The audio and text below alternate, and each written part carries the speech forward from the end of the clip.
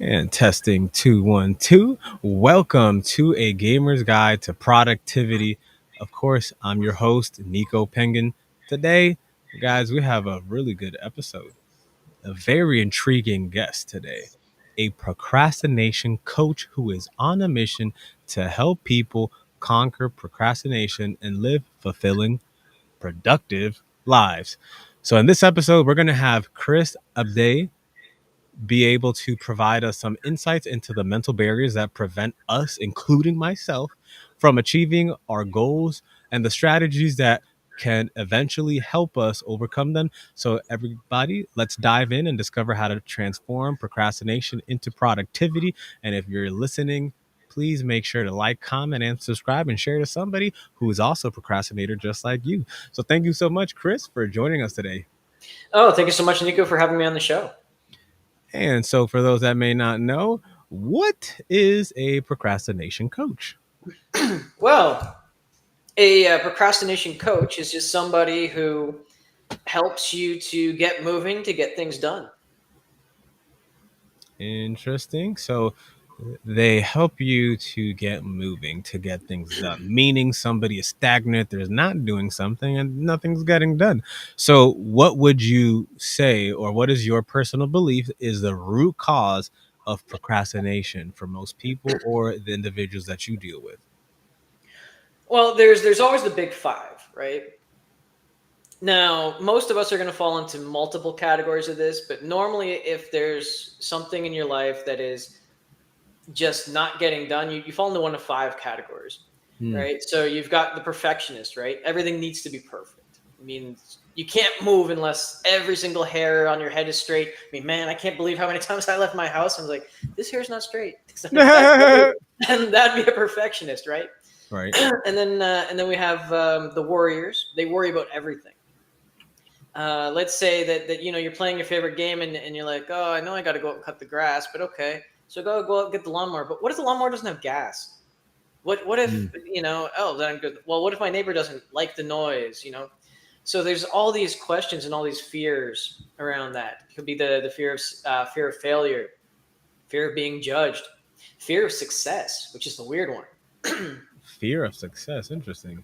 Oh yeah, the fear of success. Just to do a little aside here, the fear of success is such that I don't know. You might have experienced this as a gamer. I know that I have most recently because I'm very selective in what I play.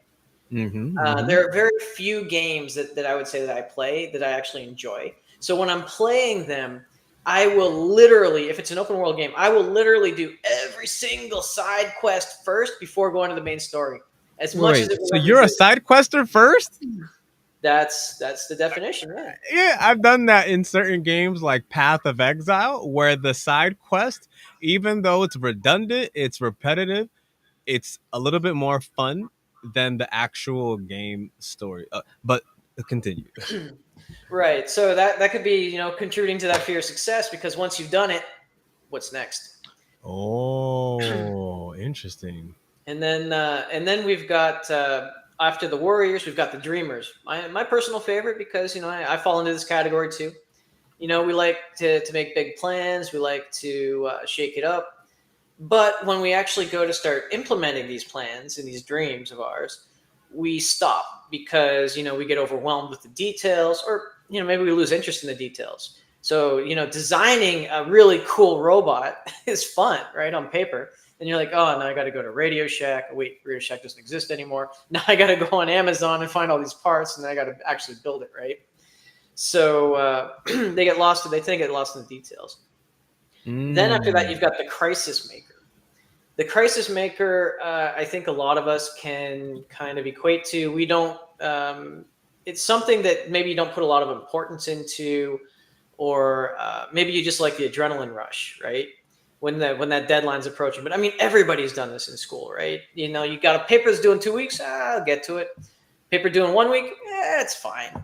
Paper due the next day. All right, let me spend all night, drink a couple of Red Bulls, and I'll stay up and write that write that puppy out.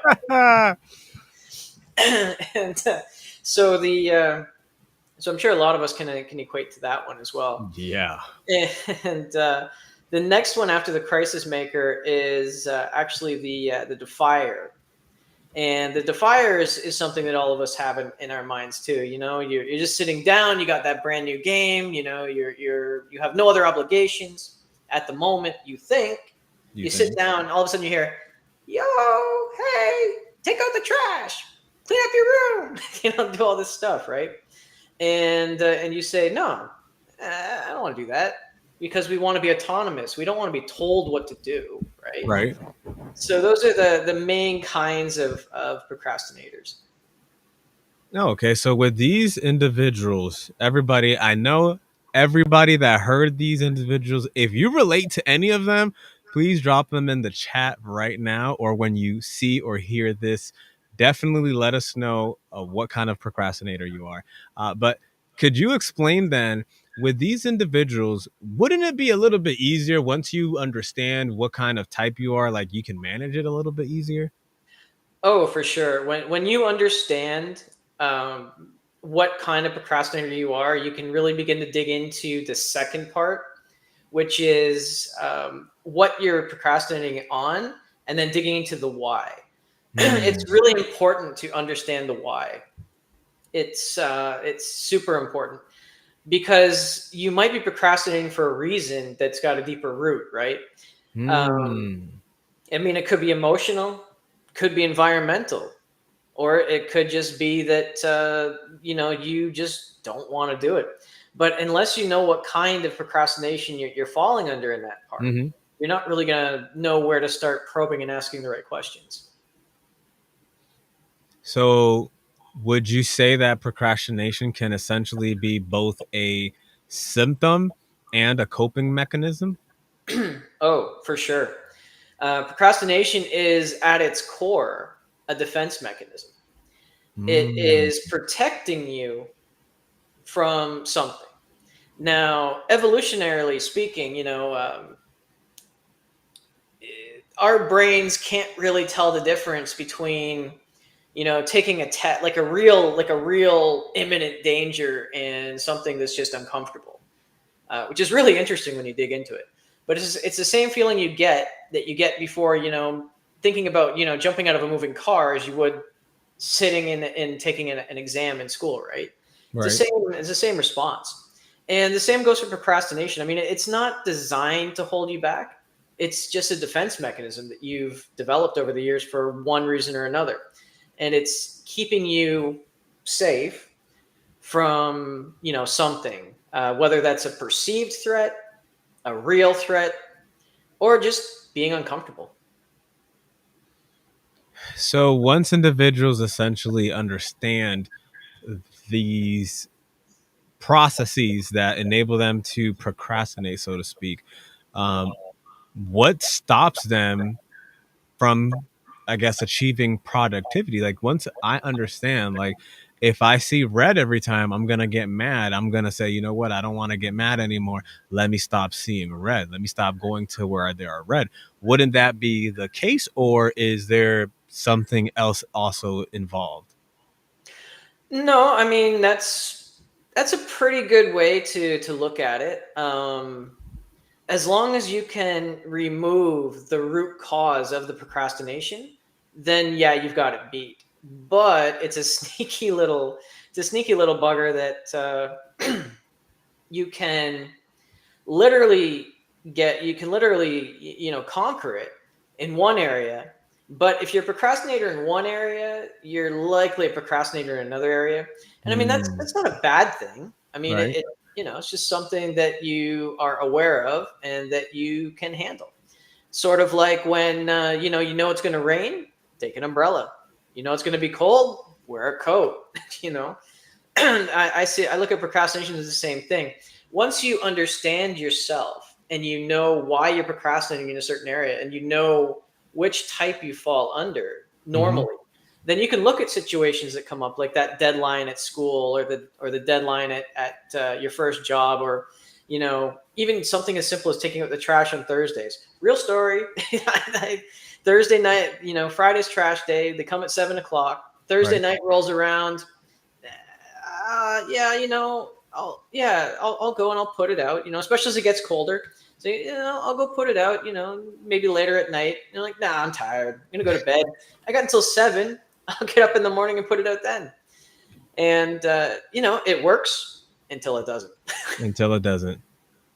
No, that's actually pretty interesting. And that kind of makes me also think, if you obviously have way more experience with dealing with individuals that procrastinate on a continual basis. I just happen to be one that makes sure to try to beat the deadline or create a false deadline. But what would you say would be some misconceptions that individuals may think of when uh, they're discussing or thinking about procrastination? So one of the biggest misconceptions out there is that they work better under pressure, and that's why they procrastinate, because there are people that actually will they'll say that they always work better under pressure, under tight deadlines, and they'll always Right. leave things at the last minute because they feel that they get that burst of creativity, they get The that dopamine rush. yeah, the dopamine rush, the adrenaline rush, that sudden clarity. And I like to call that the procrastinator's fallacy, kind of like the Mm. gambler's fallacy. I don't know if you're familiar with the gambler's fallacy, where, if you flip a coin 100 times, 50 times it's supposed to be heads, 50 times it's supposed to be tails. Well, the gambler's fallacy is, well, I flipped it 50 times, it's come up heads. It's got to come up tails. And likewise, when we know that's not the case, right?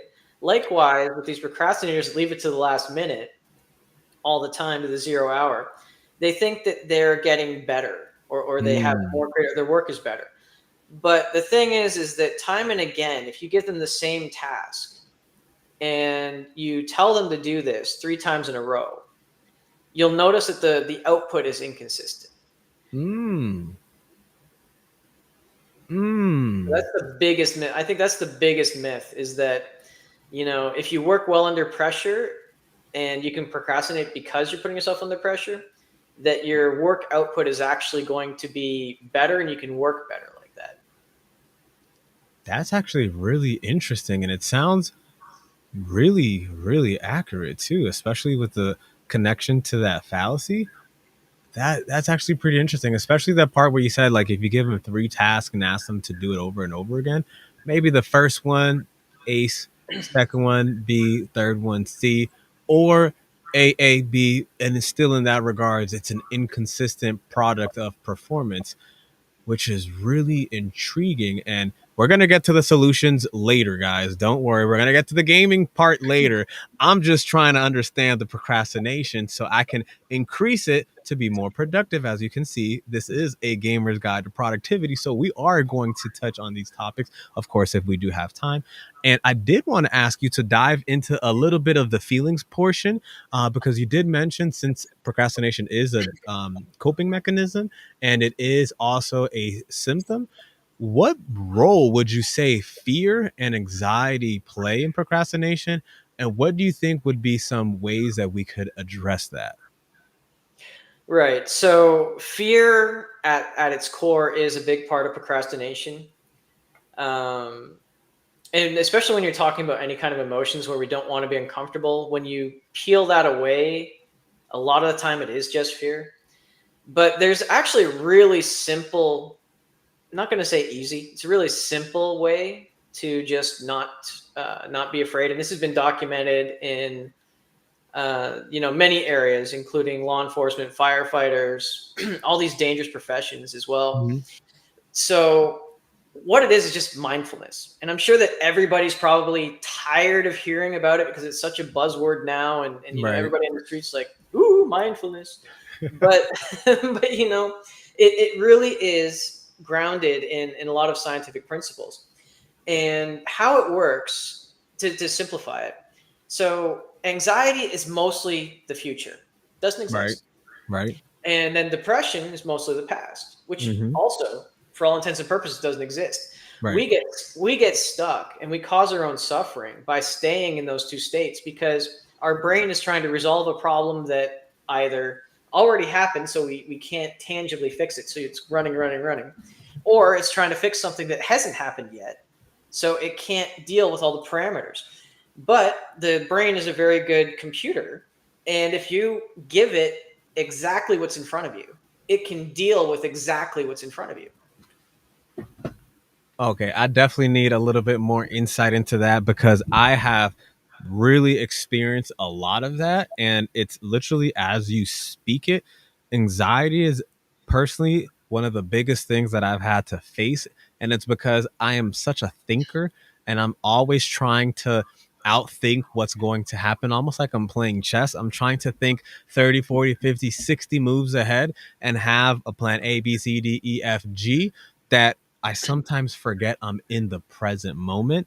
And then, as you mentioned, depression is when you're consistently thinking about everything you coulda, shoulda, woulda, but didn't, and everything that did go wrong and what you could have done. And you're, again, not being focused in the present. And when you decide to focus on the now, it becomes so much easier to tackle those things. And I wonder if you are able to share with any tips on how we can stay, I guess, grounded in the now.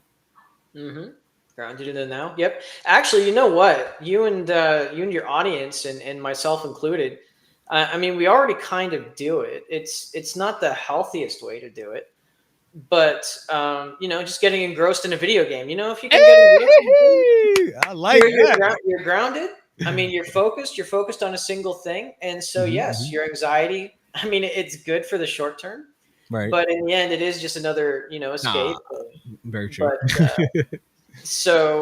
it's good to go. But one of the things that you can do to help yourself stay grounded is just simply have just have the habit of asking yourself, you know, where am I right now? What am I doing right now? What am I supposed to be doing right now? Or as Eckhart Tolle said, what is my relationship with the present moment right now? Hmm. Mm. Oh, that was a deep quote. What is my relationship with the present moment right now?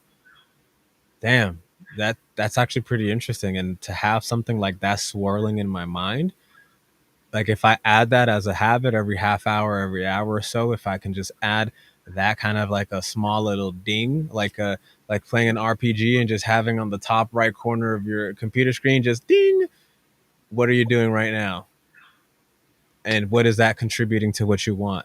Well, that's actually pretty interesting. And I definitely want to know now, what would you define as productivity and why would you say it is or is not important or as important in our lives? Right. But before I do that, I just want to give you one more sort of like game. This one's especially Ooh, popular yes, with another gamers. tip. Yeah, because this one's more grounded in physical. So when you find yourself having an issue, what you can do, this is like this has been going around Instagram too. So, I mean, if you don't believe me, you can check out the 10,000 posts on Instagram somewhere out there. They do one variation of this or another. And what they do is they close their eyes and then they just rub their fingers together like this. And it doesn't take very long. I mean, because people say, I can't take 20 minutes to meditate. I don't want to sit there for 20 minutes, man. So this can work in as little as 30 seconds, actually 20 seconds. Mm, And what you're doing when you close your eyes and you're rubbing your fingertips together there, you're actually feeling for the ridges of your fingertips. And you want to feel each individual ridge and actually feel how deep it can go down to your thumb. And as you're doing that, you're getting grounded into the present moment. When you come out, it's actually as effective as a 20-minute bout of meditation. wow, I have not seen that on Instagram, and I'll definitely be implementing that because that was very, very detailed, and I can make a correlation to how it can be so effective because there's so much imagery that you it's like an extreme challenge that you are obligated to. It's like a game almost. You have to be focused in that present moment to feel the ridges, to understand how many they are, maybe even count them and understand them. See, like, oh, I'm missing a piece here on section mile 1000 or whatever, cubic meters or whatever. Also, I appreciate that. I'm definitely going to be taking all of these. I'm going to be rewatching this episode, just so you know, guys. Yeah. I'm definitely going to be watching this episode. Yeah, and in terms of productivity, when you're asking about what it is and how it's important, I mean everybody's busy. Everybody. Now, are we productively busy? Mm. Productive to me is there's a tangible outcome. whether it is some sort of emotional gain, monetary gain, or environmental gain. There's some sort of tangible result. That is how I kind of measure productivity. Mm, And why is it important? Well, it's important because you can get to level 100 in World of Warcraft and you can collect everything, right? But I mean, and it makes you feel good because again, your brain doesn't know the difference. right, I mean, you getting to level 100 in World of Warcraft is the same as you getting 100 on a math exam. It's the same as you getting a promotion at work. It's the same as you finding a penny on the sidewalk. right. It's that same dopamine rush and the chemical release and all that fun stuff. So it's important to understand that and to kind of differentiate. And this is where knowing yourself comes into play.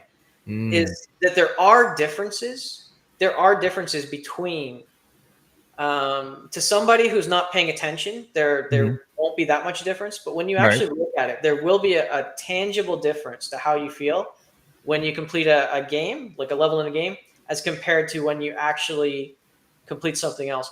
But to most people, that takes a dedicated amount of like actually going back and reviewing it and seeing exactly how you felt, because we tend to ignore our emotions day to day anyway, right? Because they're mm, annoying, they get in the way. You cry at awkward times or you laugh when you're not supposed to, right? They just get in the right. way. So we don't pay attention to them often enough. And that's actually pretty intriguing to be able to pay attention to those small, minuscule details. It's also intriguing to think about the fact that if one was to think a little bit more intently on those small details, it's almost like you're creating a gravitational force field on your own timeline that your mind is thinking of, where you're creating a huge gravitational pull that you're obligated to be in the present.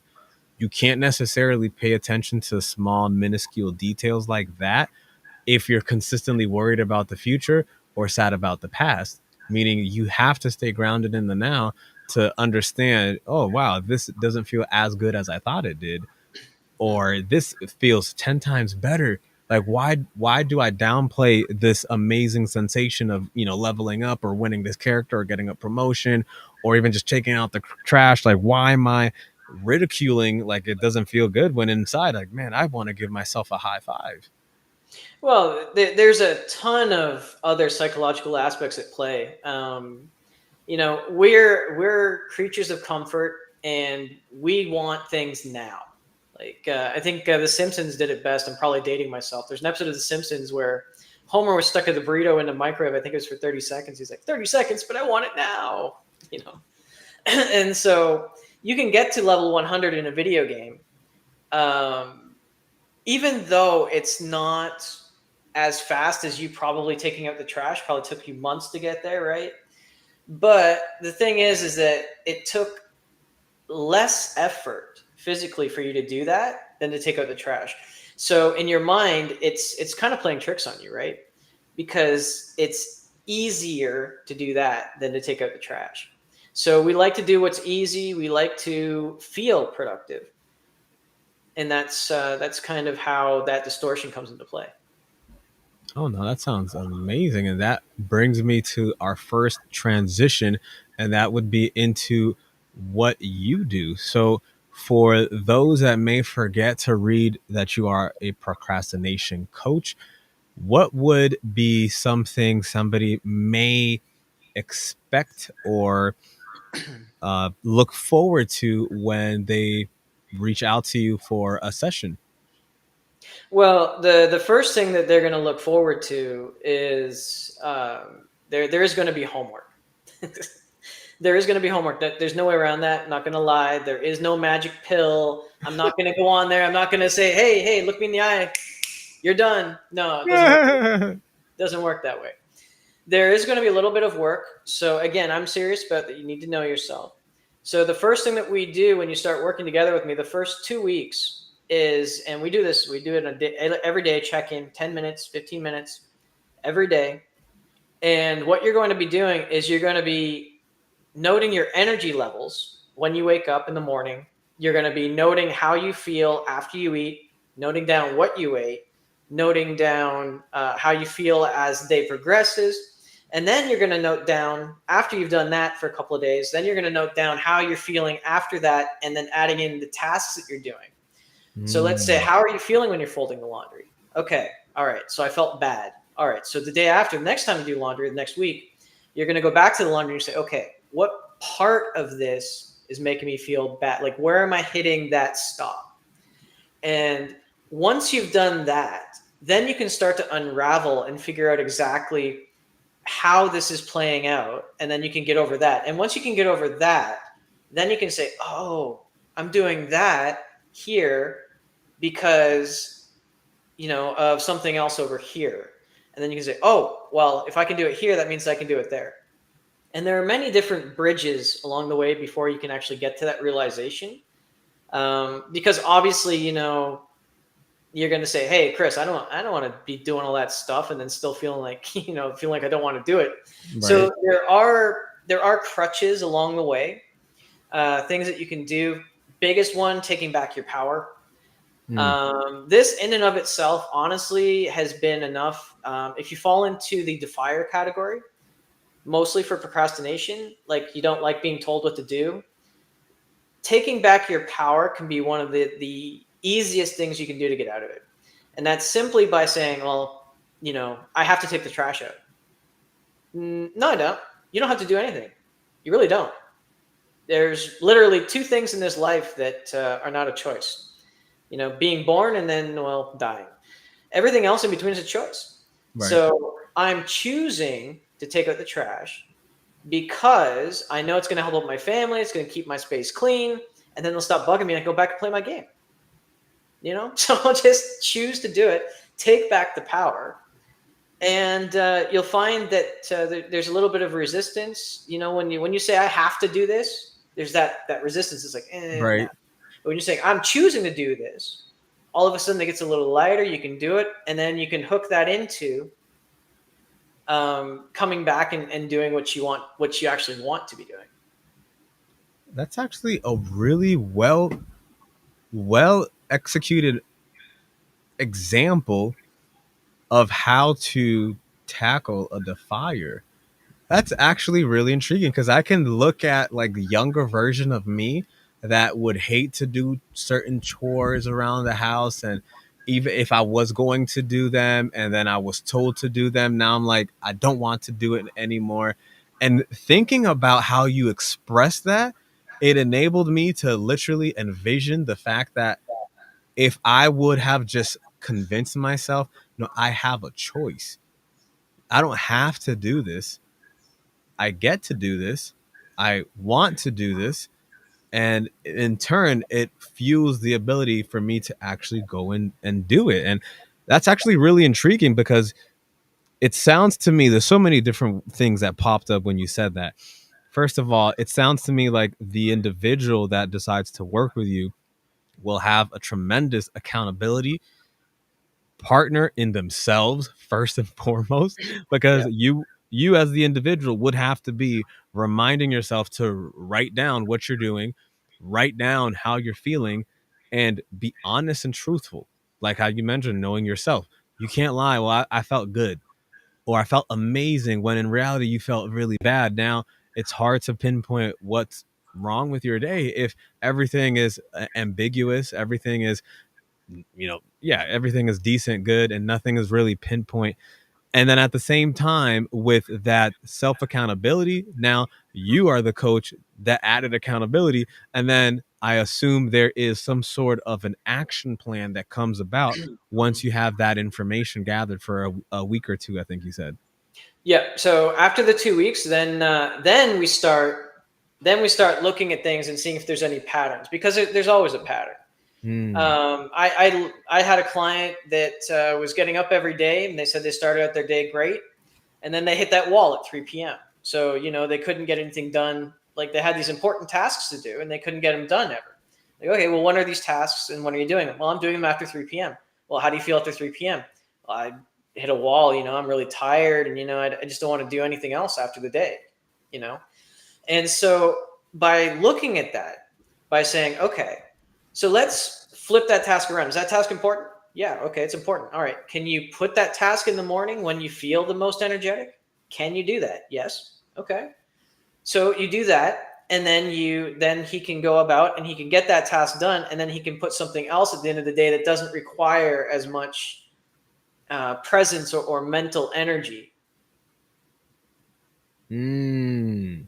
So by having 2 weeks of honest, truthful self accountability, daily journaling or hourly or whatever Oh, no, schedulized. no, no, no, no, no, man, not hourly. That'd be insane. The reason I say that is because when you mentioned that, it was so similar to how I've understood how journaling on a daily basis as an author, as a writer, blogger, but also if anybody has ever gotten into like stock trading, forex trading, crypto trading, any kind of trading where your emotions from 1 minute to the next could be a huge impact. As you mentioned, if you procrastinate doing two, three things at the same time, two, three things consecutively, and you procrastinate, it's like you're going to decrease the quality of the work you're doing.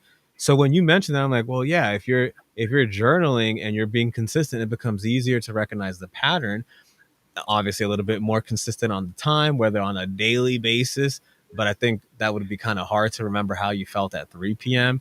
versus like, I don't know, like every time you take a break at work or every 3, 4, 5, 6 hours, it becomes a little bit easier with coming about and writing down how you're thinking or you're feeling or what activities were going on that may have impacted your emotional state of mind. Oh well, when we start journaling, everybody always has that same thought that you're having. Well, this is hard, and this is not something that I can continue with. But you'll find out that the brain is awesome.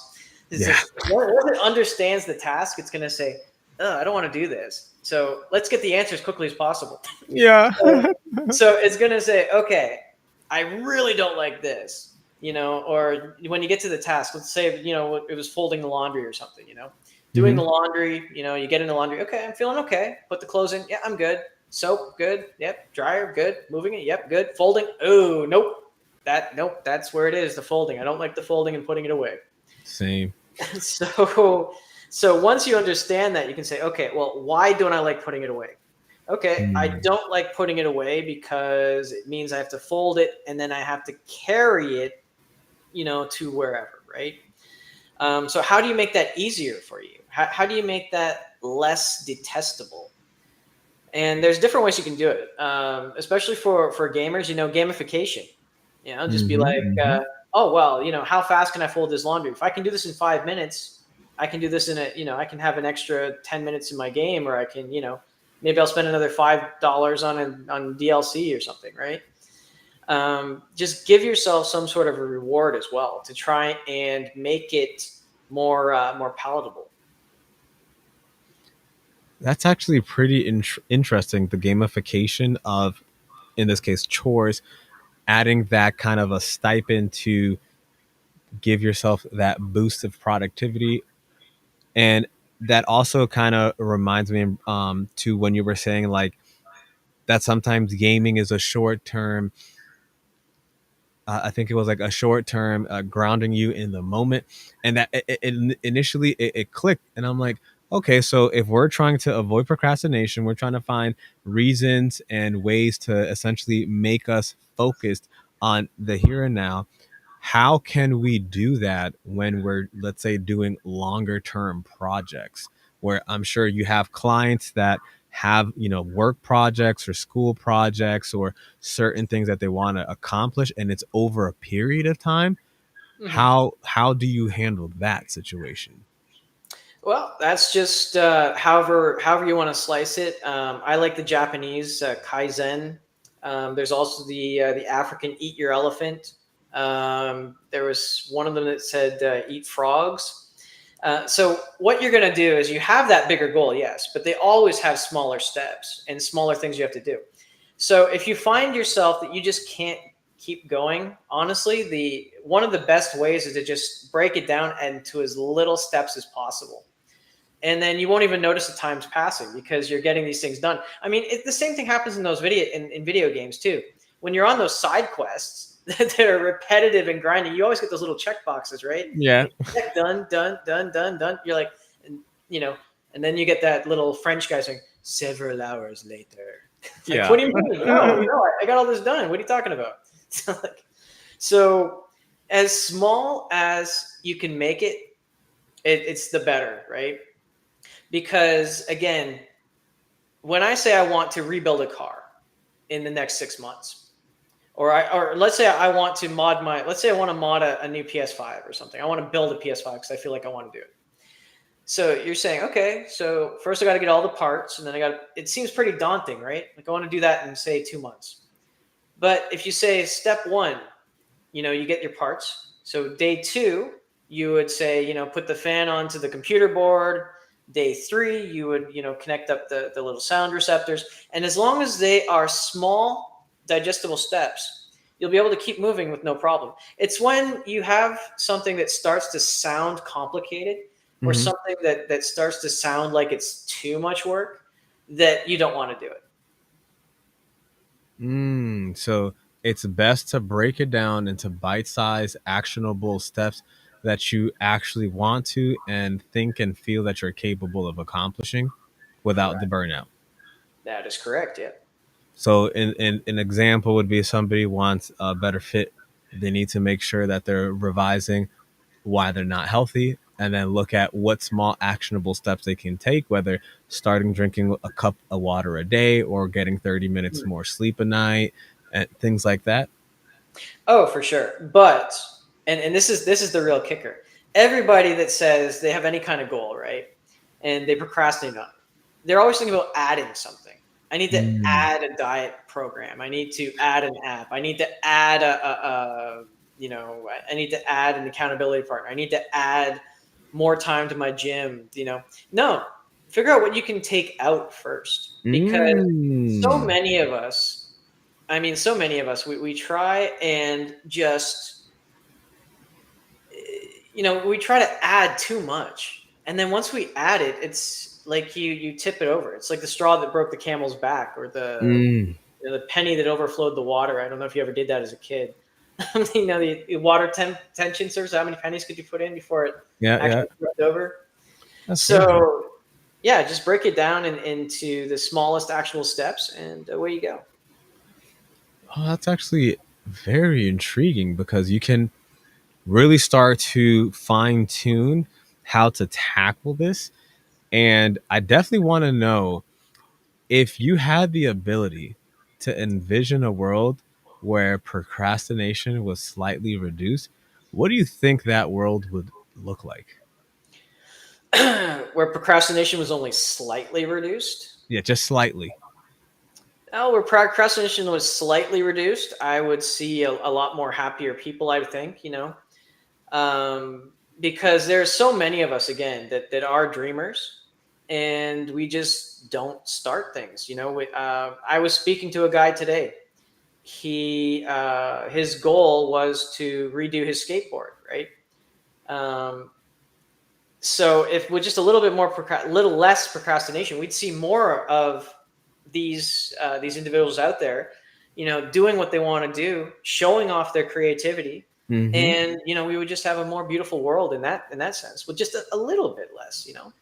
Yeah, because we're not going to try to shoot for the moon and have super soldiers or something like that, but just a little bit. I realized with just a small little bit of more, or I guess in this case, a little bit less waste of time, things can happen, and that does help me start segueing into the more fun aspects of this conversation. So I do want to last, I guess, work related question: what do you see as the major procrastinators with like social media and Mm. boredom?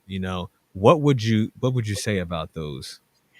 Yeah, social media is. I could do a whole 7 year probably series on that. Social media, it's great. It connects us, but it is designed Okay, you have to understand this. Social media is designed to keep you scrolling as long as possible. They don't care how long you spend on there. For them, if you spend all day on there and you don't do anything else but scroll, that's great for them because you are, taking their content, you are your money in their pocket because Right. they're serving your ads, right? So you have to understand that social media is not inherently evil, but it is designed to keep you trapped for as long as possible to have that advertising revenue. So and to boredom. I love this one. I love this. I use this with my own daughter all the time. When you get bored, why you get bored? It's because we are immediately discounting whatever we're experiencing as either unimportant or saying Mm. that we already know everything that we need to know and there's nothing else left to know. Because as soon as you ask yourself one simple question, you'll notice that your boredom, well, it might not go away completely. It will start to, you'll notice a difference, like a marked difference. So when you start to get bored, you sit there and say, there are actually two different questions. The first and easiest one is, what am I missing? What am I missing here? This Mm. can't be all there. What am I missing? And then that sort of opens up the curiosity, right? And then the second one then is, not only what am I missing, but really focusing in on what is going, again, just bringing you back to the present moment, right? Mhm. So, by asking what am I missing, then you're forced to reevaluate everything around you. I'll just segue just for a second here. I promise it won't be long. Into labels and labeling. So let me ask you, how much do you remember of your day today? Me? Yeah. Oh, I got a pretty good memory. I remember like 80 to 90% of my day from when Uh, I woke up. you sure about that? I can fail. If you ask me a question about that 10% I don't remember. Right, right. But see, the thing is that when we tend to look at things and when we're not really in the present moment, we tend to look at thousands, hundreds of thousands, millions of things a day, millions of things in a day. And the thing is that I can't tell you every single tree I saw. I can't Mm. even tell you every single car I saw. But, and that's because when you look at them, your mind is immediately discarding it because it's saying, oh, red car, Mm. oh, Volkswagen. But when you notice that something is interesting to you, like, oh Hmm. man, that was a Ford Mustang F-150 that was put out this year. You're like, I remember that car because I'm interested in it, right? But everything else is Mm. like, oh, no, I didn't even notice it. So just be curious, what am I missing? And just try to sit there and actively not label anything. Because once you label it, it's like out of your mind. And it's really strange. You can do this with just like anything around. You can do it with your game controller, really. Just look at your game controller and really, really sit with it for a second. Don't label it. Just turn it over. Look at the little knobs. Feel the little rubber on it. I bet you there's going to be stuff on there, like the little crusty little dust from the Cheetos or something. Something will be there you didn't notice before. And then it's because your brain just said, oh, Cheeto dust. It's always there. But when you say, okay, no, what am I missing? You'll actually remember it was there. So are you saying by labeling something as like unimportant throughout the day, your mind easily just throws it away? And then the items that are labeled as something important are something that you can, I guess, access easier in your mind. So it's almost like a double-edged sword ish because you are able to recall easier items that are easier to label versus like now you're not able to recall 98% of everything that you didn't label. Mm-hmm. It is a double-edged sword because the more things that you put in your brain that are important, the more stressed out you're going to be. Because your brain, when Mm. you label something as important, it uses more energy to actually store that information, and that can lead to cortisol release, and it can lead to stress, depending on what kind of person you are, right? So By labeling everything important, nothing becomes important.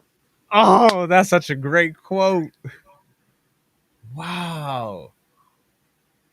Dang. So it's pretty much saying like if you label everything important to try to remember more things, your mind's mental RAM capacity gets over indulged, so to speak, and you're starting to heat up and getting stressed out, getting angry, or vice versa. Anxious, depressed, an extreme emotion. So you're saying an optimal way of handling this is in the whole reverse. Don't label anything. Yeah, just don't label anything. Do one of the best exercises I like, if you can do it, is just a brain dump. Just everything that you think that you have to do, write it out. Doesn't matter what order it's in. Doesn't matter if anything else. And then you can start to apply different tools to it, like the ABC method or the Eisenhower matrix, wherein you figure out exactly what is important, like what is important and urgent, like it has to be done now. Then what is sort of important, not urgent, so you schedule it to be done. And then you look at what's not important but urgent, and you're like, well, okay, it's not important but urgent, but it kind of does have to be done, so you delegate that out. So you get your Mm. little brother Mikey to go take out the trash. Well, that's not important to me, you go take out the trash. I'm playing my game. Or and if it's not important and not urgent, like scrolling through social media, delete it. Mm. Mm. Okay. So enough of the shenanigans. That was definitely amazing. I do have to do one more analogy because that just reminded me of like cache resetting. Like I love computers, I love games. So when you mentioned that, like, yeah, you reset and just start fresh, and it becomes easier to handle. And I do now want to transition to some of the gaming portion. So for those that only like the productivity stuff, now's a good time where you can drop off. But for those that like games, now this is the portion where you can stay just a little bit for the entertainment purposes. I definitely want to know, in your opinion, what are your top five favorite games of all time, and then finish off with your favorite console. And if anything is hard, the easiest way to judge is what games have you spent the most hours in or had the most fun in. Oh, right, for sure. Well, hands down, I'm not going to be very popular with the other parents out there if anybody's listening, but Grand Theft Auto, definitely the Grand Theft Auto series. Red Dead Redemption, I like the Red Dead Redemption series. Most recently, actually, it was pretty well done. Star Wars Outlaws, was pretty Hmm. well done. Going back, I wasn't a real fan of the Far Cry series, but I got to tell you, I got really into Far Cry 6. Mm. um, yeah, just something about taking over the jungle there. It was pretty interesting. And then actually, I'll probably have to go old school for my last favorite game, where it was one of my first ones growing up. I'm dating myself here. It was on the Atari, and it was Lode Runner. It was the first game I ever played, and I can remember some of it, but yeah, it was really annoying. Little red guys that would always get stuck in the floor and stuff. It was annoying. But those are my top five for sure. And in terms of a console, I'm gonna make a lot of people mad here, I'm sure, but I like the PS5. Um, Oh, okay. but I like the PS5, but I think honestly I like the derelict system better, the Sega Dreamcast, because I must have spent literally 370 hours or more playing Soul Calibur. And that Wow. was on the Dreamcast. Yeah. No, yeah, I did not get anything done at all. I did not get anything done that it was like 8 months. That's actually pretty interesting. When you mentioned Far Cry, it just like slipped out of my mind, and then I just pulled it up real quick, and I'm like, oh my goodness, yes, I love. Because when you mentioned the jungle, I was like, I never really played any of the Far Cry ones except the one where it was in the jungle and like you had to like literally hunt. And I was like, yo, this is very similar to the Assassin's Creed. And I'm like, but I love the story of Far Cry, the graphics, the I love the villain. Very, very well done. I do want to know though, which of the Grand Theft Auto ones though is your like favorite though? Oh, hands down. I mean, I know that a lot of people didn't really like it, but I'm torn between the original, like The the first one, the pixelated one where you're riding top down, one, top down. Yeah. yeah, top down, just because it was just I guess more the shock factor. But for actual playtime and design and everything like that, it's definitely Grand Theft Auto 5. Um, Five. Wow. they are coming out. They are coming out with six. I think in 2026. I think. I mean, there's the But running gag that everything is happening before Grand Theft Auto 6 comes out. yeah, exactly. But yeah, because I like the mechanics where you could switch your characters up, and you got to see the different story from three different angles, and the amount of detail was pretty good too. So yeah, I like that. That was my favorite from the Grand Theft Auto franchise for sure. What would you say is your favorite type of game? Because these are kind of different genres. So you have a wide variety of different Mhm. genres. What genre would you prefer? Because these are like RPGs, MMORPGs. Some are stories, some are multiple. So what would you say would you be your preferred gameplay of choice if you only had 10-30 minutes in a day after doing all your productivity stuff? Oh well, that's a no brainer. It's any kind of open world game. There are some that are kind of a mix. There was they just remade it. There was Fallout. Fallout was kind of a mix of first person shooter and RPG. Um, I liked that one. So anything like that, anything dealing with stealth. I know it's kind of morbid, but I really got into I got into the Hitman franchise. It didn't. The only reason it didn't make it into my kind Yeah. of my favorite games is because it's too short. Oh yes, yes, I wholeheartedly agree. I have Hitman is one of my favorite movie game adaptions because when I played the game, when I was playing it, I was like, man, it would be great if there was a movie about this. And there was a movie just like the game. But I was like, but it's the game was just so short. Like I'm so used to like, San Andreas or Vice City where like it took me like 70, 80 hours of just like playing over and over again, or like God of War. But then with like Hitman, I was like, I finished it in a weekend, and I was like, what? What's going Yeah, on? yeah. That's the unfortunate thing with Hitman is that once you've done everything, the novelty kind of wears off. They do have that contract ability now, but after you've gone through the same level 200 times and you've literally done everything you can possibly do, it's like, yeah, I'm not picking up again. And then how do you now, as a professional, how do you balance gaming, having fun, but still maintaining the things to do, the priorities? Is it like certain days, like because you have tasks at hand, you're unable to game, or there's always room in the day to game? Like I would like to know what a literal procrastination coach, a productivity expert, has to say on that. Yes, it depends on your discipline style. If Mm. you can be disciplined, which I'll go out there and I'll admit it that I have my days where I'm not disciplined, then you will be able to game every single day. I mean, I make it a point because so many of us procrastinate in doing things that we actually want to do, and it is so important to do things that we want to do. It affects everything. Mm. It affects your mental state. It affects your gut state. It affects your cellular state. So if you can do something 10, 30 minutes a day that makes you happy, do it. Because the health benefits alone, mental benefits alone are just astronomical. So if you can do it, then yes. Personally, what I do is I do more of like a modded what they call a Pomodoro technique. Mhm, mhm. And so yeah, it's pretty standard. So what I'll do is I'll have these breaks throughout the day, right? Um, but I have to be careful when I do that because sometimes you can get so engrossed in a game you don't know how much time is passing, right?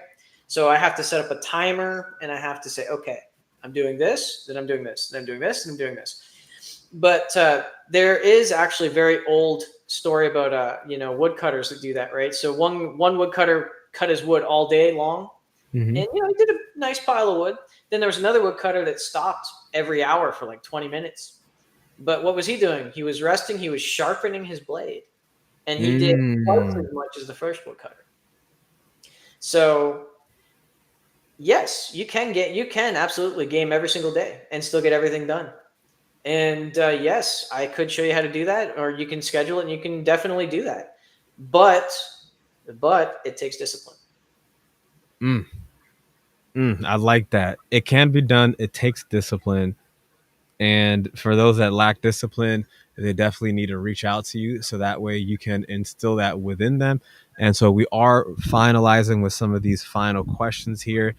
I do want to know if you had the ability to speak to the younger version of you in order to provide that information regarding productivity, procrastination, how to be more efficient with the time.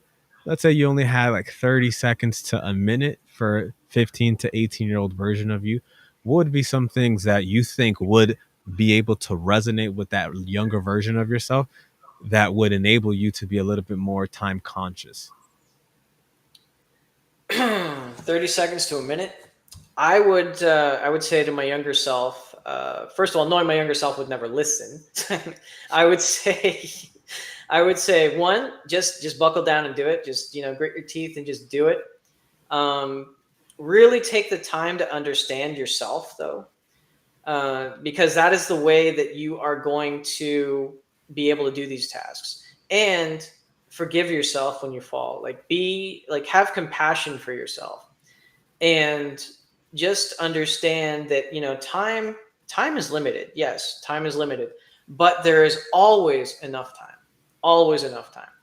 There is never not enough time to do what we need to do or what we want to do. What stands in the way is us.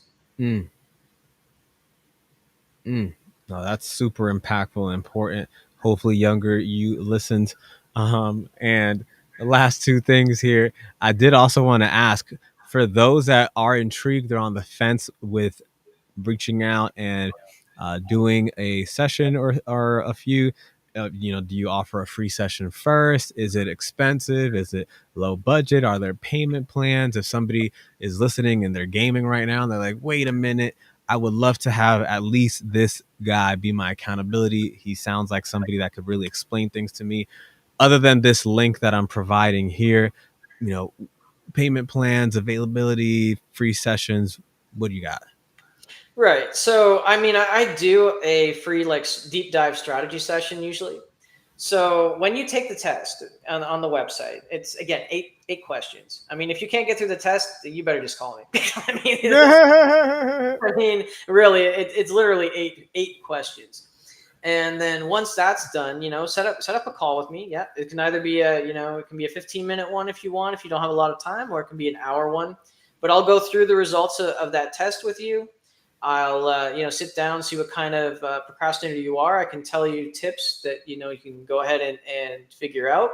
I can give you the outline. I will give you the outline, Mm. because I mean, these are not tools or techniques that you can't use on your own. And at the end of the day, I just want to help as many people as I can.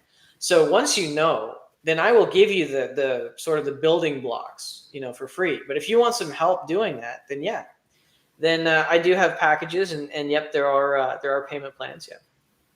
Perfect. Guys, I don't know if you guys heard this episode, how I heard this, but this was electrifying from understanding the five archetypes of procrastinators being the perfectionist, warriors, dreamers, crisis makers, and defiers. I personally feel like all of them I never felt like a perfectionist. I'm on the opposite end of the spectrum. I jump in without having a plan, but that's a conversation for another day. I definitely appreciate you, Chris, for coming on, giving us so much valuable information regarding how to be more time conscious, more efficient. So, guys, if you really liked this, make sure to like, comment, and subscribe. And more than that, share it with somebody who really would need this more than you think they would, because this was very valuable. It definitely helped me on conquering procrastination. I have so many more tips and tricks that I can use. So if you really found this episode helpful, be sure to do that, because that way it can help that individual boost their creativity. You may not want to take those actions, but that individual that you're thinking of right now, they may definitely want to become more efficient with their time. So let's use that energy. Let's use that positive energy, and together let's turn procrastination into something that we can use uh, to make accomplishments and achieve our goals, do the things that we want to do with the people we care about. So until next time, it's Nico Penguin from A Gamer's Guide to Productivity, helping you level up. Take care and have a great rest of your night.